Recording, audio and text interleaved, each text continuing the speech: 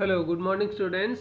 Today we are going to start the chapter number 5, the summit within. Summit का मतलब होता है सबसे ऊपर की ओर जाना, और उससे ऊपर कुछ नहीं कह सकते, इसको पीक भी कह सकते हैं हम. The highest peak in the world, what is, you know very well, the Everest is the highest peak in the world.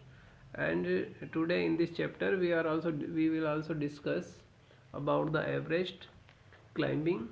There are I think many persons, male and female, they climbed there. Before you read, Major HPS Ahluwalia was a member of the first successful Indian expedition to Mount Everest in 1965. How did he feel when he stood on the highest point in the world? Let us hear his story in his words. Climbing the summit, and then the more difficult task of climbing the summit within. Major HPS Ahluwalia ये नाम है, जो कि पहला भारतीय सफल जो mount Everest का जो एक्सपेडिशन यानी अभियान हुआ था 1965 में, जो सफल रहा है. ऐसे तो बहुत सी बार चढ़ने की कोशिश की गई, लेकिन सक्सेस हुए पहली बार. उसके मेंबर थे, एक या दो जने अकेले नहीं जाते हैं, पूरा ग्रुप होता है जाने वाला. उसमें से HPS एलूवालिया भी थे.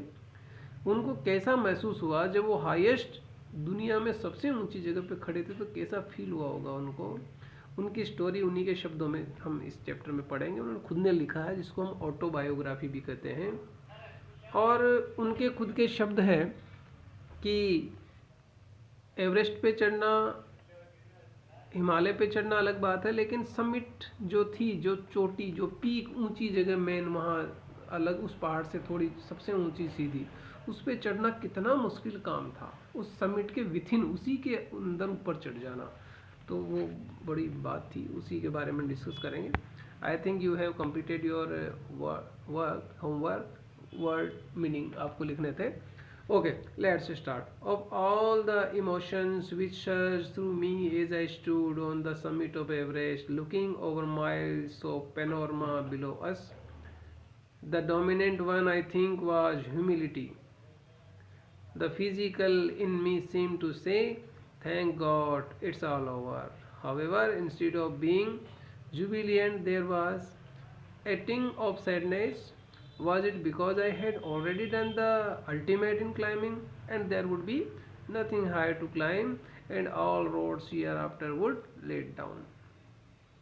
Of all the emotions which surged, जितने भी इमोशंस मेरे अंदर आए, उठे, सर्ज्ड मीन्स उठे, अचानक इंटेंसली अंदर से आए, through me as I stood on the summit of the Everest, जिस समय में एवरेस्ट की चोटी पे खड़ा था, उस टाइम जो मेरे अंदर feelings I, looking over miles of panorama, दूर मीलों दूर तक जो पेनोरमा दिखाई दे रहा था, वाइड एरिया, जो जिसमें कुछ भी पेड़ पौधे नहीं थे, बस केवल आकाश दिखाई दे रहा था, पेनोरमा उसी को बोलते हैं. हमारे से नीचे था सब कुछ. The dominant one I think was humility, और जो कुछ मैं सोच रहा था वो एक ह्यूमिलिटी टाइप का जो मेरे अंदर फीलिंग्स आ रही थी, जिसको हम निराशा भी कह सकते हैं, या थोड़ा मानवता के प्रति झुकाव भी कह सकते हैं. The physical in me seem to say, और शारीरिक रूप से मेरे अंदर से कहने की ऐसा लग रहा था मुझे, थैंक गॉड, कि भगवान को धन्यवाद, इट्स ऑल ओवर, कि अब सब कुछ खत्म हो गया. चढ़ते जा रहे थे बार बार, आखिरकार सक्सेस हो गए थे, ऑल ओवर खत्म हो गया सब कुछ, क्योंकि हम चढ़ चुके थे. However, instead of being Jubilant, हालांकि मैं बहुत ही खुश था उस सफलता से. जुबिलेंट मीन्स बहुत ज़्यादा खुश होना सफलता से. There was a tinge of sadness, थोड़ी सी छाया इसकी थी, सैडनेस, थोड़ा सा दुखी भी था मैं.